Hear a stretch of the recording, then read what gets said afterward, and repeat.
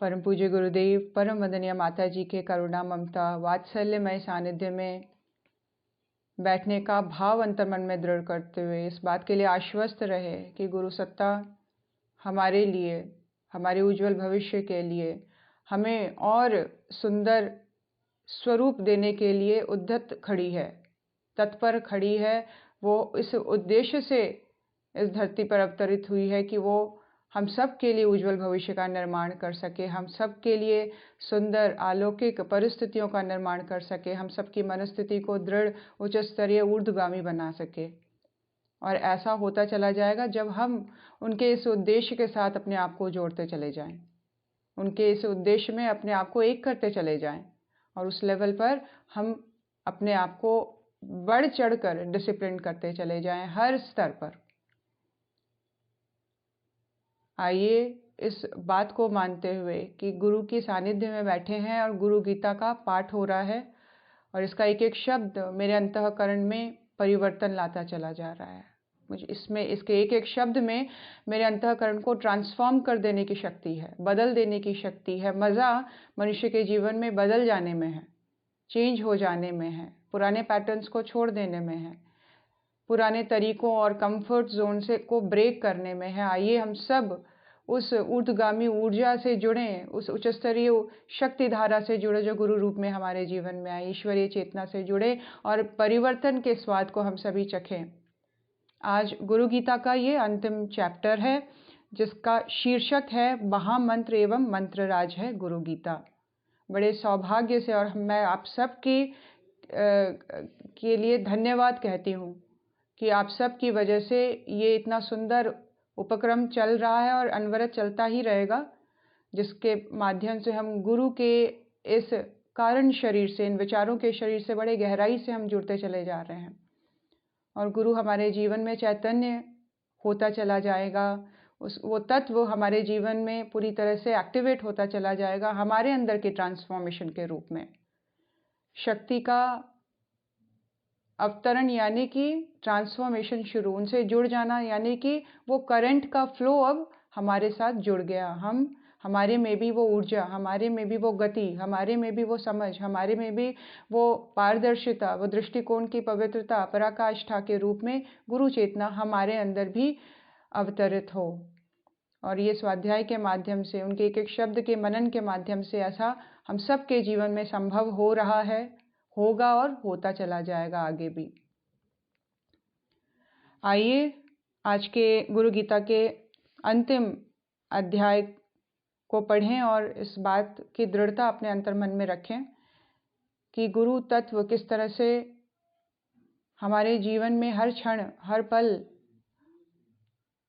हमारे जीवन का मार्गदर्शन कर रही है, हमें ढाल रही है, हमें बना रही है, हमें पल्लवित कर रही है, हमारा पोषण कर रही है। हर क्षण, हर पल, एक क्षण के लिए भी हम अपनी गुरु चेतना से दूर नहीं हैं। इस भाव को और प्रगाढ़ करते चले जाएं। रिकॉर्डिंग के रूप में ये पूरी गुरु गीता का स्वाध्याय की श्रृंखला ऑनलाइन अवेलेबल है और इस लिंक में के थ्रू आप सारे वीडियोस को आप देख पाएंगे और कोशिश की जाएगी कि ये जो अंतिम गुरु गीता के स्वाध्याय का यूट्यूब जो लिंक हम शेयर करेंगे उसके डिस्क्रिप्शन बॉक्स में बाकी के सारे लिंक्स भी शेयर कर देंगे जितने भी गुरु गीता के आज तक के स्वाध्याय हुए हैं।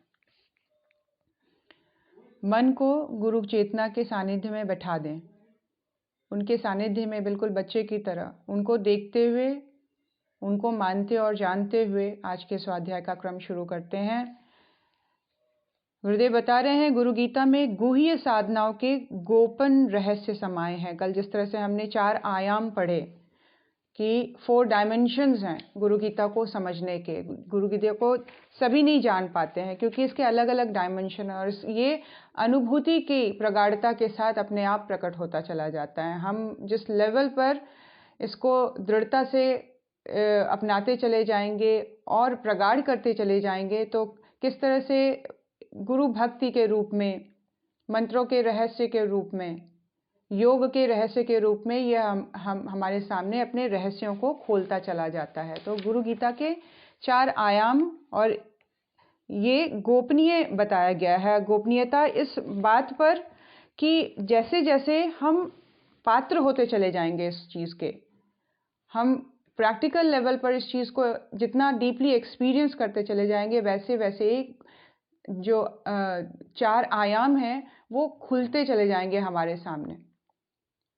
हमारी चेतना में इस बात की अनुभूति, इस बात का आभास, इस बात का एक्सपीरियंस अपने आप स्वतः ही, जिसका बोलते हैं स्वतः ही ज्ञान उपज जाना, ये स्थिति बनती चली जाती है। और गुरु गीता में गुह्य साधनाओं के गोपन रहस्य समाये हुए हैं। इनके ये रहस्य सुपात्र साधकों की अंतर चेतना में स्वयं ही स्फुरित होते हैं। जो साधक सुपात्र हैं, जिन्होंने अपने व्यक्तित्व में पात्रता का विकास किया है, जो ऑथेंटिक हैं, जिन्होंने संयम को धारण किया है, जिन्होंने आदर्शों के साथ कॉम्प्रोमाइज़ नहीं किया है, जो कष्ट कठिनाइयों में भी दृढ़ता से उस गुरु तत्व को मानते चले आए हैं, ईमानदारी को, जिम्मेदारी को, बहादुरी के साथ जीवन को जीते चले आए हैं, जिन्होंने इस तरह से सुपात्रता अपनी विकसित की है, उनकी अंतर चेतना में गुरु गीता का ज्ञान स्वयं ही स्फुरित होता है। गुरु गीता का सविधि पाठ करने वालों को साधना से संबंधित अपने प्रश्नों का हल जानने के लिए कहीं भटकने की जरूरत नहीं है। यहाँ पर ठहरा दिया जा रहा है, मन की स्थिति को शांत और दृढ़ करने की बात की जा रही है कि कहीं भटकने की, कहीं जाने की या किसी से कुछ पा लेने की एक्सपेक्टेशन मत करिए। किसी को बहुत बड़ा ज्ञाता मानकर उसकी ओर इस दृष्टि से देखने का प्रयास ना करें कि वो आपको इस चीज़ का ज्ञान देगा। गुरु गीता एक ऐसी विद्या है जो स्वयं उस लेबोरेटरी में अपने आप को डालना पड़ता है, उस लैब में एक्सपीरियंस लेना पड़ता है। और गुरु गीता का सविधि तरीके से अगर पाठ करता है साधक, तो साधना से संबंधित अपने प्रश्नों का हल वो स्वयं ही जान लेता है। उसको जितने भी कन्फ्यूजन्स होते हैं इनिशियल लेवल पर, जितने भी उसके प्रश्न होते हैं, उसके क्वेश्चंस होते हैं, वो स्वतः ही समय में साधना की निरंतरता के साथ साथ वो सारे प्रश्न अपने आप ही सॉल्व होते चले जाते हैं। बस ज़रूरत है तो केवल अपनी श्रद्धा को सघन करने की, भक्ति को प्रगाढ़ करने की और गुरु गीता की पाठ साधना में नियमित होने की। तो यहाँ पर एसेंशियल जो रिक्वायरमेंट है, जो बताया जा रहा है कि इस ट्रेनिंग में अगर हम पार्टिसिपेट करना चाहते हैं या अपने आप को एलिवेट करना चाहते हैं या हम जानना, एक्सपीरियंस करना चाहते हैं कि गुरु तत्व होता क्या है, गुरु से जुड़ने का मतलब क्या है, अगर मैं शिष्य हूँ तो मेरा जीवन होना कैसा चाहिए, और उस क्रम में अगर अपनी हम उपलब्धि को विशिष्ट बनाना चाहते हैं, हम रियल सेंस में अचीव कुछ करना चाहते हैं, तो इसके लिए जो कंपल्सरी जो एलिमेंट्स हैं साधक के जीवन में, जो स्टेप्स हैं, वो क्या है कि बस ज़रूरत इस बात की है कि अंतःकरण श्रद्धा युक्त हो, श्रद्धा से भरा हुआ हो। जिसमें श्रद्धा होगी उसमें ऑटोमेटिकली नियमितता बनती चली जाएगी। श्रद्धा मतलब बहुत गहराई से एक बात को अच्छी तरह से समझ लेना, एक्सेप्ट कर लेना, उसके लिए रिस्पेक्ट रखना, उसको वैल्यू देना। कई बार क्या होता है कि हम किसी चीज़ को क्षण भर के लिए बहुत बड़ा मान तो लेते हैं, लेकिन लंबे समय तक उसको लेकर चल पाने की शक्ति नहीं रखते हैं। तो वो श्रद्धा धीरे धीरे एक तरह से न्यून होती चली जाती है, न्यूट्रल होती चली जाती है, समाप्त सी होती चली जाती है, उसकी एग्जिस्टेंस खत्म होती चली जाती है। तो इस तरह से काम नहीं बनेगा। श्रद्धा वो जिसमें निरंतरता बनी हुई है, जिसमें एक लय बना हुआ है, और उस श्रद्धा के आधार पर, उस सघन श्रद्धा के आधार पर जो साधना है वो नियमितता को पकड़ती चली जा रही है। और इस नियमितता के कारण अंतःकरण में भक्ति गुरु के प्रति जो है वो प्रगाढ़ होती चली जा रही है। भक्ति का भाव तीव्र होता चला जा रहा है। ये कर्म जो है वो इंटेंस होता चला जा रहा है। गुरु के प्रति उपासना, गुरु के प्रति समर्पण, गुरु के प्रति न्योछावर हो जाने का भाव, उसको जानने का भाव, इसकी इंटेंसिटी थॉट के लेवल पर, मनन के लेवल पर, विचारों के लेवल पर गहराती चली जा रही है। ये हाई लेवल की होती चली जा रही है ये थॉट प्रोसेस। और ये कैसे होगा? नियमितता के द्वारा, श्रद्धा के द्वारा और गुरु के प्रति समर्पण के द्वारा ये भक्ति प्रगाढ़ होती चली जाएगी। यह नियमितता ही उन्हें सब कुछ दे सकने में समर्थ है। जो साधक हैं, जिज्ञासु हैं, ब्रह्म विद्या प्राप्ति के इच्छुक हैं, उन्हें कहीं अन्यत्र नहीं जाना है, बस स्वयं में अपनी साधना में स्थिर होना है। कितना सुंदर बता रहे हैं कि जो जिज्ञासु है, जिसमें इच्छा है, जो रुक और थम नहीं गया, जो पानी रुक जाता है सड़ जाता है, इसीलिए चेतना के स्तर पर जिसमें जिज्ञासा बनी हुई है, जो जानना चाहता है अपने अस्तित्व को, जो जानना चाहता है इस पूरे साइकिल को कर्म के, जो जानना चाहता है कि मेरा ये संसार से बंधन, मेरा ये सांसारिक रिश्ते नाते, मेरा ये लेन देन, इसका चक्र बना क्यों, ये कैसे ब्रेक होगा, जिसके अंदर इस तरह की जिज्ञासा है, जो साधक है, जिसने अपने आप को साध लिया है और जिसको हाईएस्ट लेवल जो ह्यूमन जर्नी का है उसको अचीव करना है, जिसको कहते हैं ब्रह्म विद्या प्राप्ति का, जिसके मन में इच्छा प्रकट हो गई है। जैसे मन की इच्छा को लेकर लोग बेचैन की तरह जीवन को जीते हैं कि मेरी इच्छा पूरी नहीं हुई, मेरे साथ ऐसा नहीं हुआ, और पूरी लाइफ को स्पॉइल करते चले जाते हैं। उस स्पॉइल कर देने वाली इच्छा ने रिप्लेस कर दिया है ब्रह्म विद्या की इच्छा से। अब इच्छा क्या है, बहुत रिफाइंड हो गई है। अब इच्छा क्या है, बहुत डेवलप्ड हो गई है, बहुत उच्च स्तरीय हो गई है। और ये उच्च स्तरीय इच्छा, ये साधक वाली वृत्ति और जिज्ञासा होना नियमितता को बनाए रखता है साधना में, और अपने आप में दृढ़ हो जाना, बस और कहीं भटकने की जरूरत नहीं है। अपनी गुरु भक्ति को और अधिक दृढ़ करना है। जिज्ञासा को बनाए रखें, साधना को बनाए रखें, और इच्छा एक हाई लेवल की हो। अगर इच्छा करनी ही है तो हाईएस्ट पॉसिबिलिटी को अचीव करने की होनी चाहिए। हम अपने आसपास आँख खोल के, कान खोल के देखें, सुने तो देखें कि वास्तविकता इस जीवन की क्या है। हम देखते हैं कि बहुत बड़े लेवल पर बहुत एजुकेटेड, बहुत धनी, बहुत सक्सेसफुल दिखाई देने वाले लोग भी अंततः दुखी, खिन्न और परेशान ही दिखाई देते हैं। तो वास्तविक सुख, वास्तविक ठहराव कहाँ है? सुख किसको कहते हैं? सुख होता क्या है? किस चीज के लिए मैं इच्छा कर रही हूं? क्या जो इच्छाएं हैं मेरी, उसको प्राप्त करने वाले लोग क्या मुझे पूरी तरह से कंप्लीटली खुश, सेटिस्फाइड, संतुष्ट दिखाई दे रहे हैं? इस लेवल पर हम अपनी इच्छा की जो स्थिति है उसको हम उच्च स्तरीय बना सकते हैं। हम अपने इच्छा को या आकांक्षा को, जिसमें हमारे मन की संतुष्टि समाहित है, हम मन से पूरी तरह से सेटिस्फाई हो जाएंगे, मन से पूरी तरह से संतुष्ट हो जाएंगे, तो क्वेश्चन करें अपने आप से कि किस तरह की इच्छा, और ये इच्छा छोटी क्यों है? क्यों ना एक उच्च स्तरीय इच्छा से मैं बंधूं जो मेरे पूरे जीवन का कल्याण करे। और वो उच्च स्तरीय इच्छा क्या हो सकती है जो मुझे उच्च स्तरीय संभावना से जोड़ती चली जाए, जो ह्यूमन जर्नी की हाईएस्ट पॉसिबिलिटी हो। इस तरह की इच्छा को क्यों ना मैं प्रगाढ़ करूं, क्यों ना उस ओर मेरा एफर्ट बनता चला जाए, क्यों ना उस ओर मेरा ध्यान आकर्षित होता चला जाए, मेरे सारे सेंस, परसेप्शन, सेंस के लेवल पर जो एंजॉयमेंट है उस इच्छा को पूर्ण करने में लग जाए। अगर वो इच्छा हाईएस्ट लेवल की होती चली जाएगी तो ये उसके मन के जो अधीन है ये इंद्रिय, ये अपने आप रिफाइंड होते चले जाएंगे। एक बार के लिए अपने आप को ये सोच लीजिए कि मेरे मन में अभी इच्छा प्रबल हो गई है कि मुझे फिजिकली पूरी तरह से फिट हो जाना है, मुझे लुक वाइज पूरी तरह से स्मार्ट हो जाना है, मुझे बॉडी के लेवल पर पूरी तरह से चैतन्य और एक्टिव और देखने में भी अट्रैक्टिव हो जाना है। अगर ऐसी एक सेकंड के लिए इच्छा होती है तो लोग क्या करने चले जाते हैं? फिर लोग योगा, जिम, एक्सरसाइज, खान पान का डिसिप्लिन। क्या हुआ? अचानक से क्या हो गया?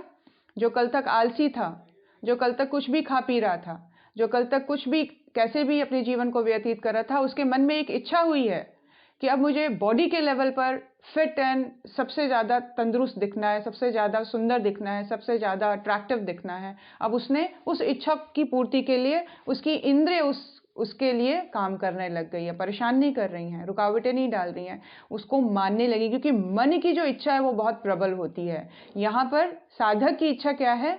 ब्रह्म विद्या की प्राप्ति। तो फिर जो सेंस परसेप्शंस हैं उसको परेशान नहीं करेंगे, उसके मार्ग में बाधा नहीं बनेंगे, और जिज्ञासा उसको और तीव्र करती चली जाती है। जिज्ञासा मतलब किस तरह के क्वेश्चन हम कर रहे हैं अपने आप से, क्या हम जानना चाहते हैं, क्या अनुभव करना चाहते हैं, क्या है जो हम पा जाना चाहते हैं। उस लेवल को अगर हम इस बेसिक जो 3 चीज़ें हैं, साधना, जिज्ञासा और इच्छा, इसको अगर हम रिफाइंड कर देंगे तो ऑटोमेटिकली जो हमारा पाथ है वो अपने आप खुलता चला जाएगा, अपने आप जिसको बोलते हैं तीव्रता पकड़ता चला जाएगा, स्पीडन अप होता चला जाएगा अपना सारा प्रोसेस। तो ब्रह्म विद्या प्राप्ति के इच्छुक, उन्हें कहीं अन्यत्र जाने की जरूरत नहीं है, बस स्वयं में अपनी साधना में स्थिर होना है, अपनी गुरु भक्ति को और अधिक दृढ़ करना है। गुरु भक्ति का चुंबकत्व गुरु कृपा को स्वयं ही आकर्षित कर लेता है।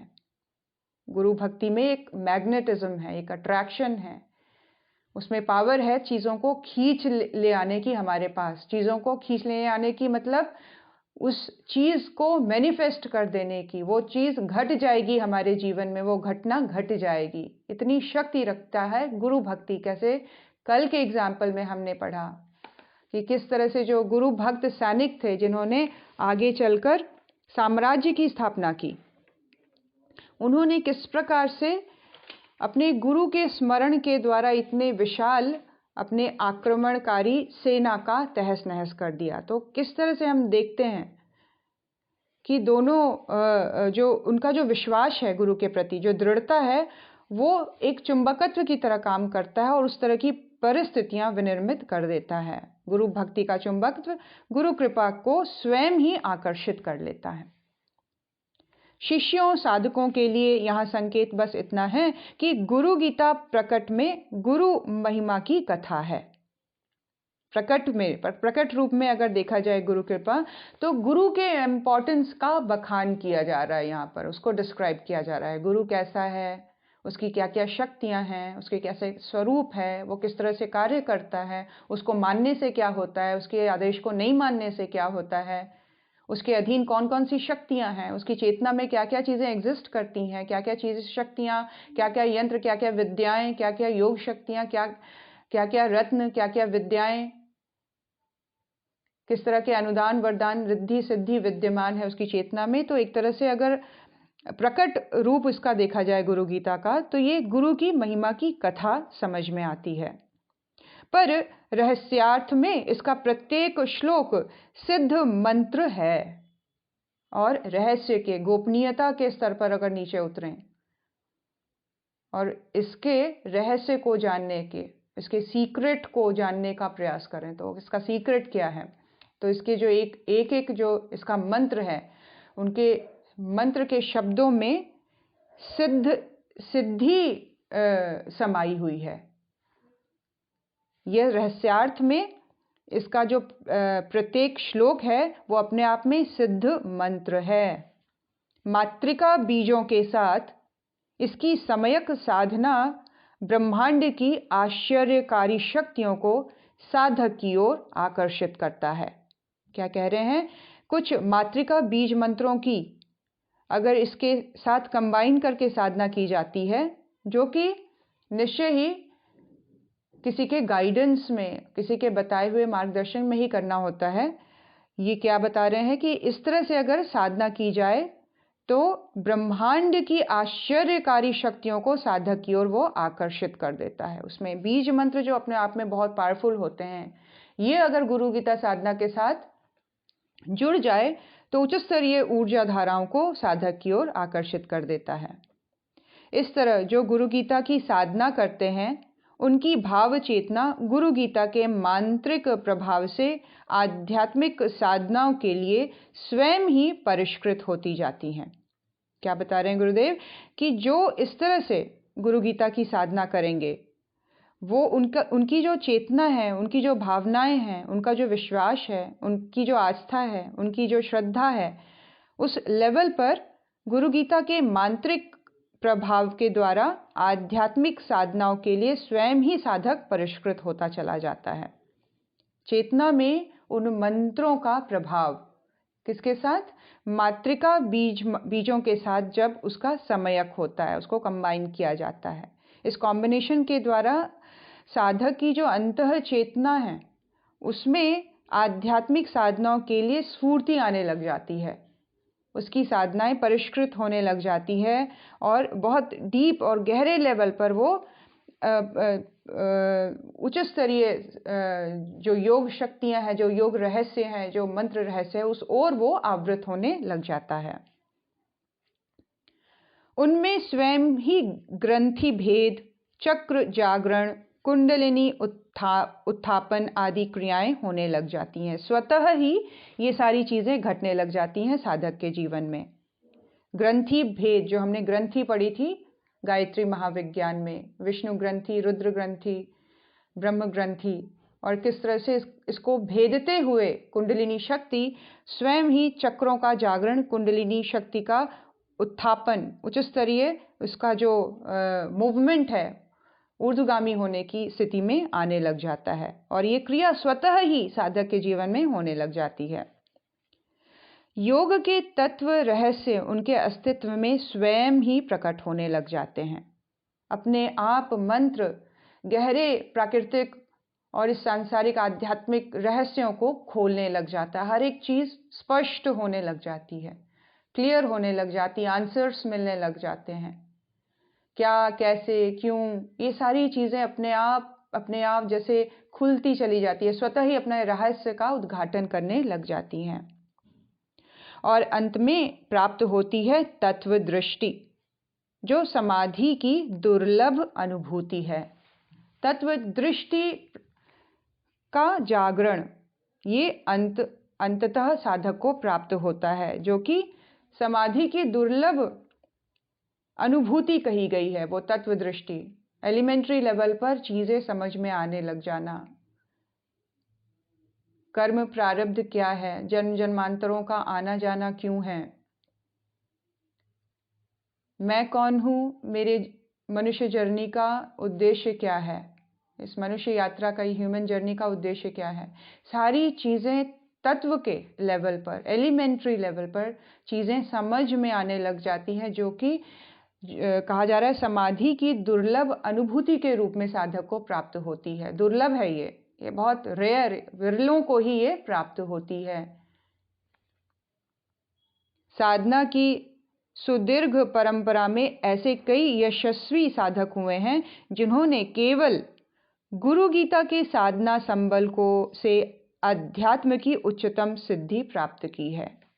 क्या कह रहे हैं? हमारे इसमें भारत के हिस्ट्री में इस तरह के कई साधक हुए हैं जिन्होंने साधना की सुदीर्घ परंपरा में, ऐसे कई यशस्वी साधक हुए हैं जिन्होंने केवल गुरु गीता साधना के द्वारा अध्यात्म की उच्च स्तरीय सिद्धि को प्राप्त किया है। समर्थ साधकों को यह अनुभव इस गुरु भक्ति कथा के पिछले क्रम में अनेकों स्थानों में प्रकट हुआ है। भगवान सदाशिव ने मां पार्वती हिमवान सुता को अनगिन विधियों से यह रहस्य बताएं। पिछले क्रम में भी उन्होंने यह रहस्य बताते हुए कहा कि हे पार्वती, यह गुरु तत्व इतना गोपनीय है कि इसे कार्तिकेय, गणेश एवं विष्णु आदि देवों को भी नहीं बताना चाहिए। मेरा यह वचन सत्य है।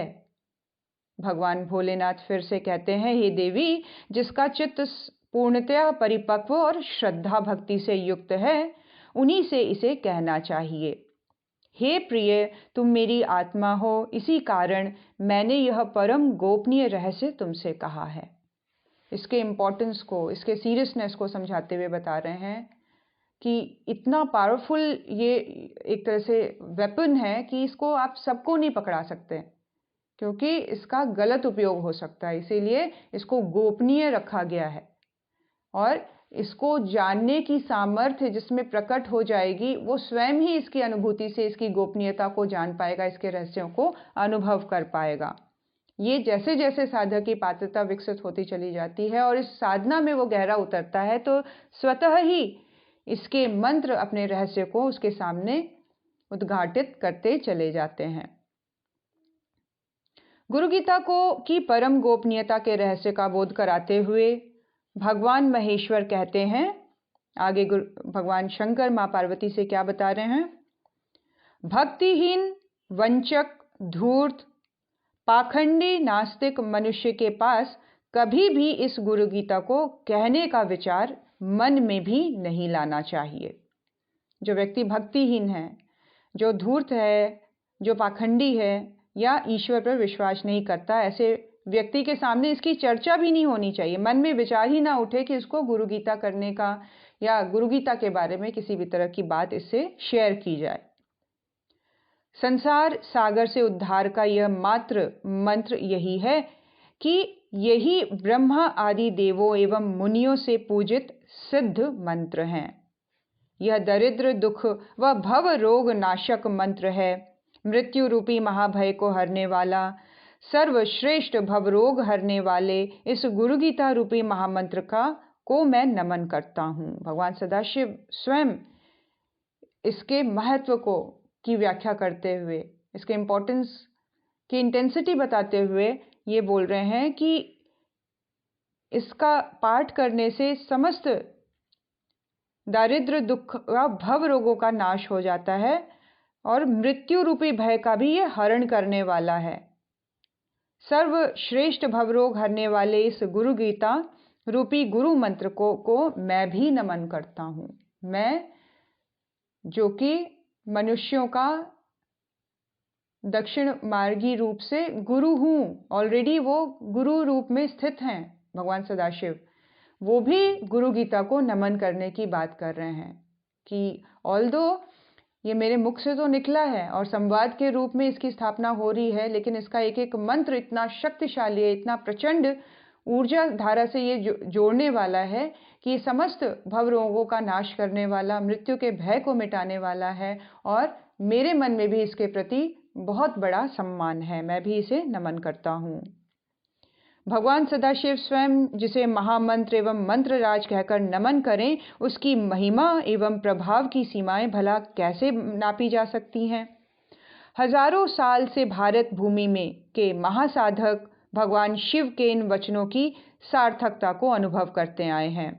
यह अनुभव उस प्रत्येक व्यक्ति के लिए सुलभ है जो शिष्य है, जो साधक है, जो यथार्थ में अध्यात्म विद्या का अभीप्सु है। देखिए, कहने को ये किताब मार्केट में मिल रही है, किसी भी बुक स्टॉल में मिल जाएगी, लेकिन इसका जो सूक्ष्म है, इसका जो रहस्य है, इसकी जो गोपनीयता है, वो वही व्यक्ति इसको जान सकता है जिसमें पात्रता है, जिसमें खोटी बुद्धि है, जो धूर्त है, जो किसी मोटे अपने सांसारिक फल की प्राप्ति के लिए इच्छुक होकर इसकी साधना के लिए उद्धत हुआ है या उसको प्रेरणा हुई है। ऐसे भक्तिहीन लोगों के लिए ये कागज का पुलिंदा ही हो सकता है। ये इसकी साधना उसको वो फल नहीं देगी जो एक पात्रता विकसित किए हुए साधक को मिलेगा, जिसका अंतःकरण श्रद्धा युक्त है, जिसके अंतःकरण में जिज्ञासा है, जो ब्रह्म विद्या की इच्छा से प्रेरित है, जिसके अंतःकरण में गुरु को जानने की, उनके प्रति भक्ति है, उनके प्रति समर्पण है, उसके प्रति उसने तप किया हुआ है, उसने अपने आप को साधा हुआ है। उस लेवल पर जब व्यक्ति अपनी श्रेष्ठ अंतरात्मा के साथ, इंटेंशन के साथ, इंस्टिंक्ट के साथ जब इस प्रोसेस से अपने आप को जोड़ता है, तब गुरु गीता अपना रहस्य उसके सामने खोलती चली जाती है। यहाँ पे बात हो रही है कि हजारों साल से भारत भूमि के महासाधक भगवान शिव के इन वचनों की सार्थकता को अनुभव करते आए हैं। जो महासाधक हैं, जिन्होंने साधना की है जीवन में, वो जानते हैं कि भगवान सदाशिव जो ये कह रहे हैं कि गुरु गीता को मैं भी नमन करता हूँ, ये कितना अपने आप में महामंत्र है, मंत्र राज के रूप में गुरु गीता की स्थापना हुई है, इसके इम्पोर्टेंस को वो भी मानते हैं और अनुभव करते हैं। यह अनुभव उस प्रत्येक व्यक्ति के लिए अवेलेबल है, सुलभ है, ईजी है। कौन अनुभव कर सकता है? जिसके अंदर शिष्यत्व है, जिसने अपने मैं को गला दिया है, अपने इंपॉर्टेंट होने को छोड़ दिया है, अपनी इच्छाओं को खत्म करने का प्रयास किया है और अपने आप को समाप्त करने पर अपने गुरु को अपने सामने सामर्थ्यवान रूप से प्रकट कर लिया है कि गुरु की इच्छा इंपॉर्टेंट है, मुझे गुरु को खुश करना है, मुझे उसके अकॉर्डिंग जीवन को जीना है, मेरे लिए वो सबसे इम्पॉर्टेंट है। और किसी लेवल पर ना दुखी होना है, ना हर्षोल्लासित होना है। सिर्फ एक ही चीज़ हर्ष से, उल्लास से, आनंद से भर रही है, गुरु की खुशी, गुरु की संतुष्टि हमारे जीवन में सबसे इम्पॉर्टेंट जब होता चला जाता है तो वो शिष्यत्व को उत्पन्न करता है, अंदर में शिष्य को उत्पन्न करता है। शिष्य मतलब जो सीखने के लिए तैयार है, जिसने अपने शीश को अर्पित कर दिया है, अपनी समझ को अर्पित कर दिया है, अपनी इच्छा को अर्पित कर दिया है, अपने रिक्वायरमेंट्स को, अपने नीड को गुरु के चरणों में डाल दिया है। वो शिष्य है, वो इस बात को जान सकता है, वो इसकी रहस्यमयता को अनुभव कर सकता है अपने जीवन में। इसीलिए अनुभूति के लिए ये रिक्वायरमेंट्स है, ये कंपल्शन दे दिया गया है कि शिष्य होना ज़रूरी है, साधक होना ज़रूरी है, जो यथार्थ में आध्यात्म विद्या का अभिप्सु है, जिज्ञासु होना ज़रूरी है।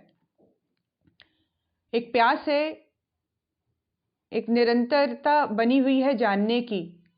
जिज्ञासु जिसने अपने बुद्धि की जो तन्मयता है वो एक उच्च स्तरीय दिशा की ओर एकाग्र कर दिया है। जिज्ञासु कौन? जिसकी इच्छाएं रिफाइंड हो गई हैं, जिसके मन में सही क्वेश्चंस उठ रहे हैं, फालतू के ईगो से रिलेटेड नहीं, मेरे साथ ऐसा क्यों हुआ, मेरे साथ ही ऐसा क्यों नहीं होना चाहिए था, इस तरह के क्वेश्चन खत्म हो गए हैं। अब क्या क्वेश्चन है कि मेरा जीवन किस उद्देश्य से है, मुझे क्या पाना है, मुझे किस आगे 5 सालों में, 10 सालों में मुझे कहाँ पहुँचना है, किस तरह से मैं और अंदर के लेवल पर दृढ़ हो सकती हूँ, बैलेंस्ड हो सकती हूँ, शांत हो सकती हूँ। इस तरह के क्वेश्चन।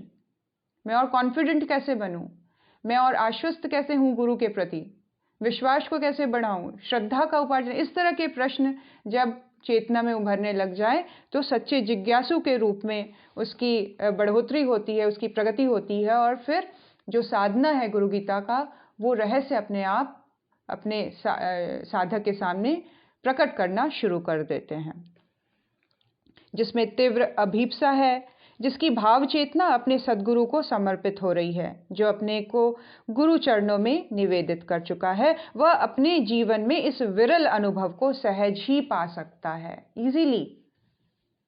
फिर सब आसान है। सबसे पहले तो मन इस ओर आकृष्ट हो, इच्छा के रूप में, क्वेश्चंस के रूप में, जिज्ञासा के रूप में, और फिर साधना की दृढ़ता के रूप में, निरंतरता के रूप में। फिर क्या होता है, ये अनुभव जो विरलों को होता है ये सहज ही, स्वतः ही साधक के लिए अवेलेबल हो जाता है।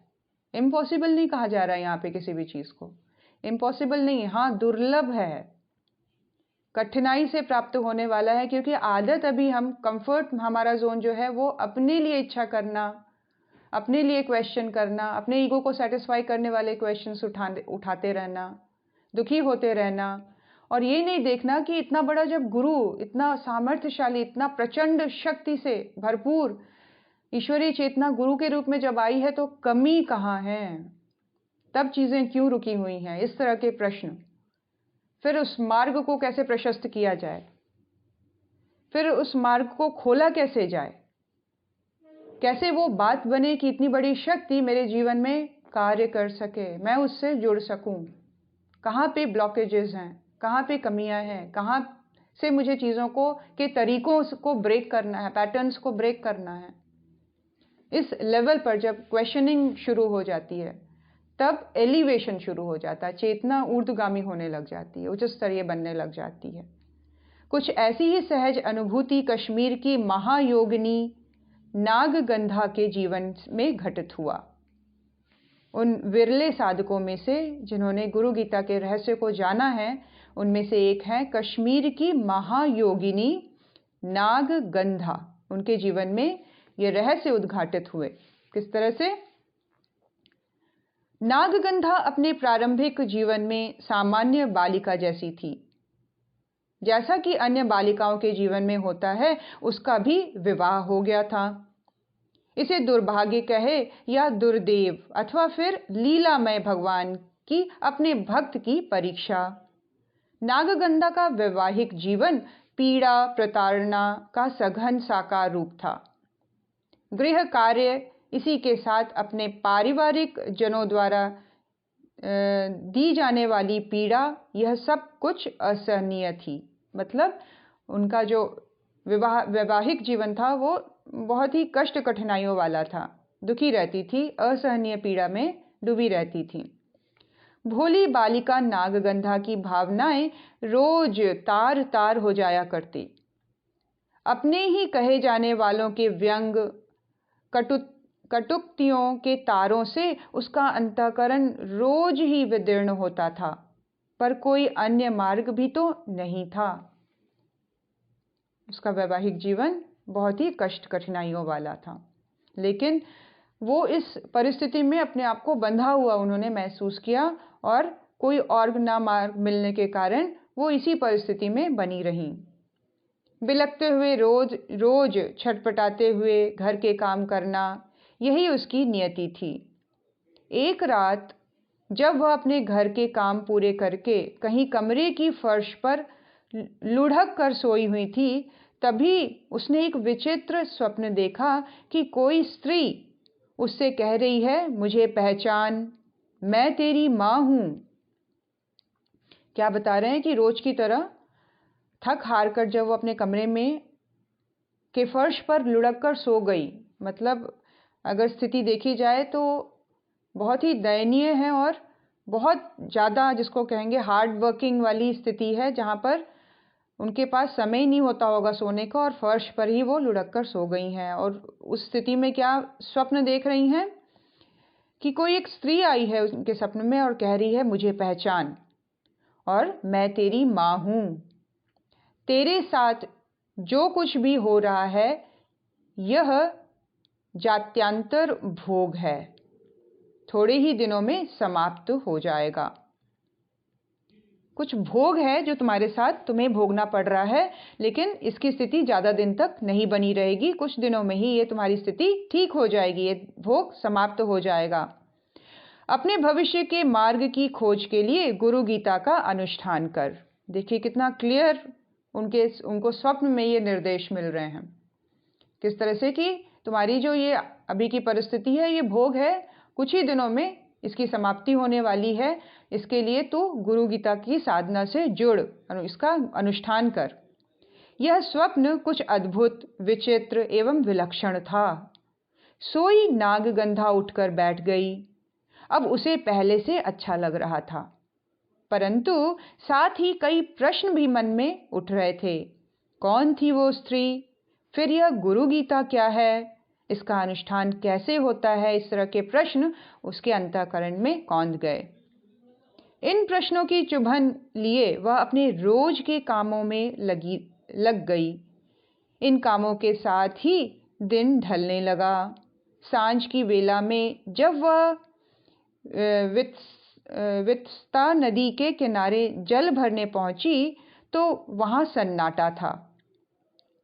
रोजमर्रा के काम करने लगी अगले दिन उठकर, और वो प्रश्न उनके जहन में घूम रहे थे कि किस तरह से उनको मार्ग मिले गुरु गीता साधना की। और ऐसे में वो अपने नित्य के कामों को करते हुए नदी के किनारे जल भरने गई, जहां पूर्णतः सन्नाटा था, कोई नहीं था। अभी उसने जल का कलश भरा ही था कि एक वृद्ध ब्राह्मण ने उसे टोका। इस अपरिचित आवाज से वह पहले तो हैरान हुई, लेकिन बाद में वाणी में सुने स्नेह ने उसे आश्वस्त किया। वृद्ध ब्राह्मण कह रहे थे, पुत्री, मैं वैष्णवी माता के निर्देश से तुम्हारे पास आया हूँ। तुम्हारे लिए यह गुरु गीता की पुस्तक लाया हूँ। इस पुस्तक को देते हुए उन्होंने इसकी पाठ विधि एवं अनुष्ठान की प्रक्रिया बताई। देखिए कितनी सुंदर, कितनी अलौकिक, कितनी दैवीय घटना उनके जीवन में घट रही है, जैसे हम सबके जीवन में घटी है। आप विश्वास करें या ना करें, आप सभी याद करें किस तरह से हम परेशान थे और कोई एक व्यक्ति जाने अनजाने ही हमें अखंड ज्योति पकड़ा गया, हमें गुरुदेव के साहित्य को पकड़ा गया, हमें गुरु से जोड़ गया। ठीक वैसी ही घटना जिसके बाद हमारा जीवन पूर्णतः बदलता चला गया है, पूरी परिस्थिति बदलती चली गई। ठीक वैसे ही ये इंसिडेंट बता रहे हैं कि वो व्यक्ति अचानक ही प्रकट हुआ। उसने कहा कि मैं वैष्णवी माता के निर्देश से दैवीय आदेश हुआ है मुझे कि तुम्हें ये गुरु गीता की पुस्तक पकड़ानी है, तुम्हारे लिए गुरु गीता की पुस्तक लाया हूँ। इस पुस्तक को देते हुए उन्होंने इसकी पाठ विधि व अनुष्ठान की प्रक्रिया बता दी। ये वृद्ध ब्राह्मण निश्चित ही कोई विशिष्ट सिद्ध साधक थे, क्योंकि इसके प्रभाव से नागगंधा के अंतस में एक नए प्रकाश की किरणें बरस गईं। उनका व्यक्तित्व बहुत ही दैवीय था, साधक स्तर के वो व्यक्ति थे और उनके प्रभाव से नागगंधा का अंतःकरण नए प्रकाश किरणों से बरस गया, पूरी तरह से भर गया। उसके जीवन में यह परिवर्तन का पहला पग था।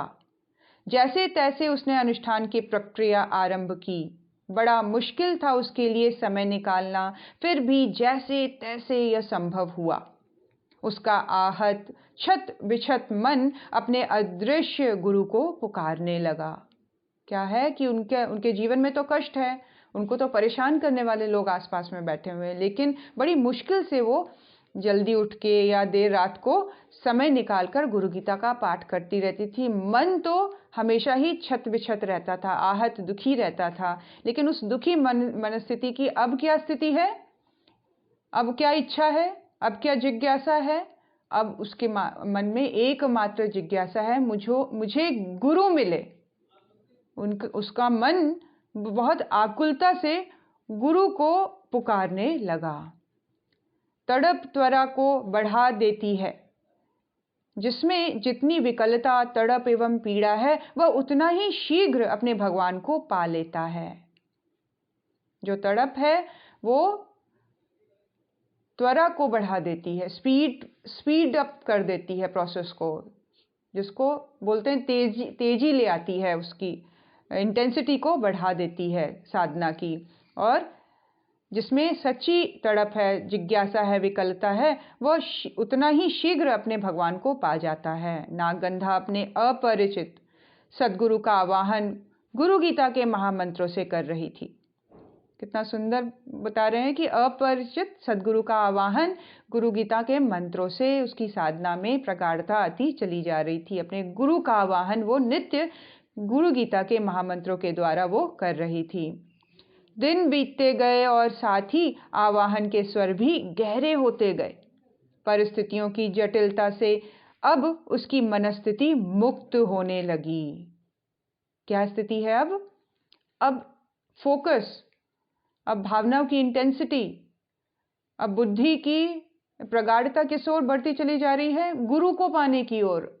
तो गुरु को पाने की ओर जब पूरी तरह से हर लेवल पर, हर डायमेंशन पर मन जब उस ओर एकाग्र हो गया है, आकर्षित हो गया है, तो अब क्या है, बाहर की जो परिस्थितियां वो हावी नहीं हो रही हैं।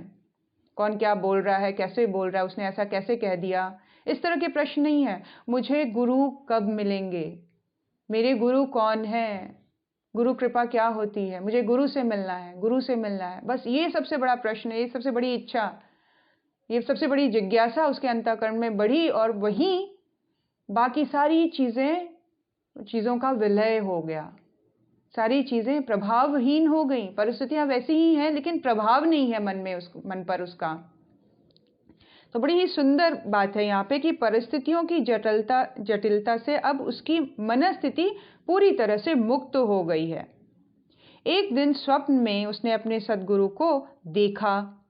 उसे लगा कि उसे उसकी आत्मा के पिता मिल गए हैं। इस स्वप्न में वह ज्यों ही जगी तो देखा कि वे स्वप्न पुरुष प्रत्यक्ष में उसके सामने खड़े हैं। उस साधना की प्रगाढ़ता इतनी हुई कि स्वप्न में जो आकृति दिखाई दे रही है गुरु रूप में, ऐसा लग रहा है कि जिससे मैं बिछड़ी हुई थी, पिता रूप में जो मेरे अनंत जन्मों के साथ मेरे साथ हैं, उनको देखने के बाद कैसा लगेगा? उनको जब उसकी जो आँख खुलती है और वो देखती है कि वही प्रत्यक्ष रूप में मेरे समक्ष खड़े हैं। उस दिव्य परमर्षि को सामने पाकर वो विभोर हो गई। उन्होंने उसे योग एवं तंत्र की कतिपय गहन क्रियाएं बताई। गुरु भाव से, पिता के भाव से विभोर हो गई। उसकी आंखों से अश्रु बहने लगे और वो स्थिति इतनी सुंदर और गोपनीय थी कि इसका एहसास, उसकी अनुभूति सिर्फ वो ही कर रही थी। और क्या है, उन्होंने उस दौरान उनको क्या बताया? योग एवं तंत्र की कतिपय गहन क्रियाएं बताईं। इसके निरंतर अभ्यास से उसे योग एवं तंत्र की विद्या में प्रवीण कर दिया। स्नेह स्नेह वह संसार के समस्त बंधनों से मुक्त होती चली गई। पीड़ा के गर्भ से एक महासाधिका नागगंधा का जन्म हुआ। कालांतर में वह एक ही तत्व का उपदेश देती थी, गुरु को पुकारो, वे सब सर्व समर्थ हैं, अपने शिष्य को अनायास ही सब कुछ दे जाते हैं। यह पुकार हम सभी के अंतस में जगे, तभी हमारा शिष्यत्व सार्थक होगा। हमारा सवाल, हमारी जिज्ञासा, हमारी इच्छा, हमारे क्वेश्चंस, हमारी सैटिस्फैक्शन, हर चीज गुरु में जाकर विलीन हो जाए। गुरु को पुकारने की बात हो रही है। और अब तो हमारी स्थिति तो ऐसी है कि गुरु तो हमारे समक्ष हैं, इतना बड़ा प्रकाश हमारे सामने खड़ा है, बट हमने ही आंखें बंद की हुई हैं। अब ये प्रश्न अपने आप से पूछें हम सभी कि क्या हमें उस प्रकाश को देखने का मन है, उसको समझने का मन है? और देखना और समझने और अनुभव करने की स्थिति को अगर जागृत करना है, चैतन्य करना है, तो गुरु गीता के शरण में जाना होगा। ये सारी घटनाएं जो हमने गुरु गीता के पाठ में पढ़ी आज तक के स्वाध्याय में, वो यही बता रहा है कि किस तरह से गुरु गीता की जो साधना है वो अपना साधक के जीवन का मार्ग कैसे प्रशस्त करती चली जाती है। हमें नहीं पता है हमने अगला स्टेप क्या लेना है, किस तरह से हमारा जीवन किस दिशा में मुड़ना चाहिए, हमें नहीं मालूम। लेकिन गुरु गीता किस तरह से साधक के जीवन को का मार्गदर्शन करता हुआ, मार्ग प्रशस्त करता हुआ उसको शेप देता चला जाता है, उसको उसके जीवन के उद्देश्य से जोड़ता चला जाता है। तो यहाँ पे महासाधिका जो नागगंधा हैं, वो किस तरह से बता रही हैं, एक ही उपदेश अपने जीवन में उन्होंने शुरू कर दिया कि गुरु को पुकारो। सर्व समर्थ शक्ति है जो शिष्य को अनायास ही सब कुछ दे देती है, अनायास सब कुछ मिलता चला जाता है, स्वतः ही सब कुछ मिलता चला जाता है। हम लोगों का मुंह क्यों देखते हैं? हम सांसारिक हेल्प के लिए इतने उतावले क्यों रहते हैं? हम क्यों ना एक हाईएस्ट लेवल की इच्छा रखें अपने मन में, एक हाईएस्ट पॉसिबिलिटी जो गुरु रूप में हमारे जीवन में आई उससे जुड़ने का प्रयास करें, और जिसके माध्यम से हमें सब चीजें अवेलेबल हो जाएंगी अनायास, वो भी अनायास ही, सुलभ तरीके से। इसके लिए सिर्फ अंतःकरण को शुद्ध करते हुए गुरु का स्मरण, गुरु को के प्रति हम अपनी आस्था को प्रगाढ़ करें, उसको पुकारें, आश्वस्त रहें।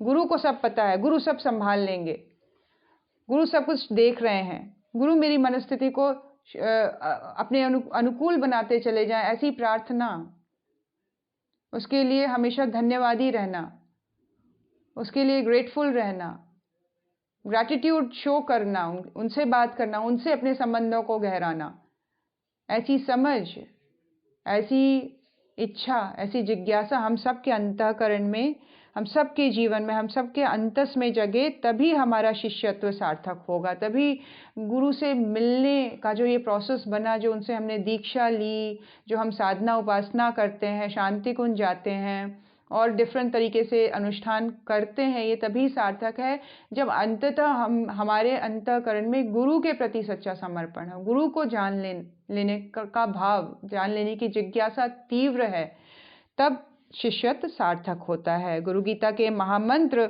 हम सभी की चेतना में संजीवनी की भांति घुले तो समस्त सिद्धियां सुलभ होती चली जाएंगी। ओम जय जय श्री स्कंद पुराणे उत्तरखंडे ईश्वर पार्वती संवादे गुरु गीता संपूर्णम। ओम तत्सत। सत्याः सन्तु मम अभीष्ट कामा श्री सद्गुरु अर्पणमस्तु।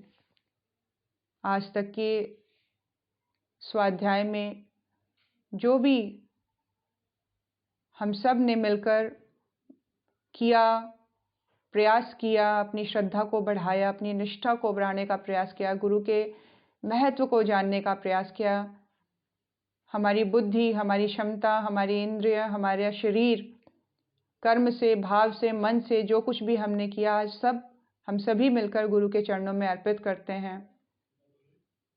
इस वसंत पंचमी में गुरु भक्ति नामक पुष्प का उदय हम सबके अंतःकरण में हो, वो कमल हम सबके हृदय में खिल जाए। असली वसंत तब है जब अंतःकरण पुष्पित भावों से, गुरु भाव से पूरी तरह से पुष्पित हो जाए, सुंदरता से सज जाए। अंतःकरण को, अंतर जगत को सजाने की, पुष्पित पल्लवित करने की, फूलों से खिल जाने के, अंदर के जो कमल हैं वो खिलते चले जाएं, अंदर के जो पुष्प हैं सूक्ष्म में वो खिलते चले जाएं, असली वसंत हम सबके जीवन में आता चला जाए। गुरु भक्त का स्वाद, उसका रस हम सभी चखें कि होने की अनुभूति कैसे होती है, परम आनंद की स्थिति कैसे होती है, आश्वस्त रहना क्या होता है, दृढ़ बने रहना क्या होता है, समस्त परिस्थितियों में सम बने रहना क्या होता है, गुरु पर पूर्ण आश्वस्त रहना, विश्वस्त रहना और आनंद की स्थिति कैसी होती है। सब अनुभूतियों की, दैवी अनुभूतियों की प्राप्ति हम सबको हो, ऐसी गुरु कृपा हम सब पर हो। ऐसा वसंत पंचमी हम सभी मनाएं और उस दिन गुरु की चेतना से हम सभी गहराई से जुड़ें, एकाकार हो और एक व्यवस्थित जीवनचर्या को अपनाते हुए अपने ये गुरु भक्त की जो यात्रा है, गुरु भक्ति की जो यात्रा है, गुरु को पाने की जो यात्रा है, इसकी शुरुआत करें पूर्ण उत्साह के साथ, पूर्ण उमंग के साथ, पूरे हर्षोल्लास के साथ वसंत पंचमी मनाएं। कहीं जाने की, कहीं भटकने की आवश्यकता नहीं है। गुरु गीता का अनुष्ठान गुरु को पाने का एक सशक्त माध्यम है। हमें इतना बड़ा गुरु मिला है, उसकी चेतना को अपनी चेतना में घुलाने के लिए साधना के द्वारा अपने आप को और परिष्कृत करें। हम सभी संकल्पित हों इस वसंत पंचमी से नए अनुष्ठान के लिए, एक नए जीवन के लिए, एक नए संबंध जो कि गुरु के साथ है हमारा, जो शाश्वत है, जो अनंत काल से चलता चला आ रहा है, उस शाश्वत संबंध को और प्रगाढ़ बनाने के लिए हम सभी संकल्पित हों, हम सभी आगे बढ़े। ऐसी कृपा, गुरु कृपा हम सब पर हो। गुरु सत्ता के चरणों में शत शत नमन। ओम नमोस्त्वनंताय सहस्त्रमूर्तये सहस्रपादाक्षशिरोरुबाहवे सहस्रनाम्ने पुरुषाय शाश्वते सहस्रकोटियुगधारिणे नमः। सहस्रकोटियुगधारिणे नमः। ओम श्री गुरुदेवाय नमः। माता भगवते नमः। दादा गुरुदेवाय नमः।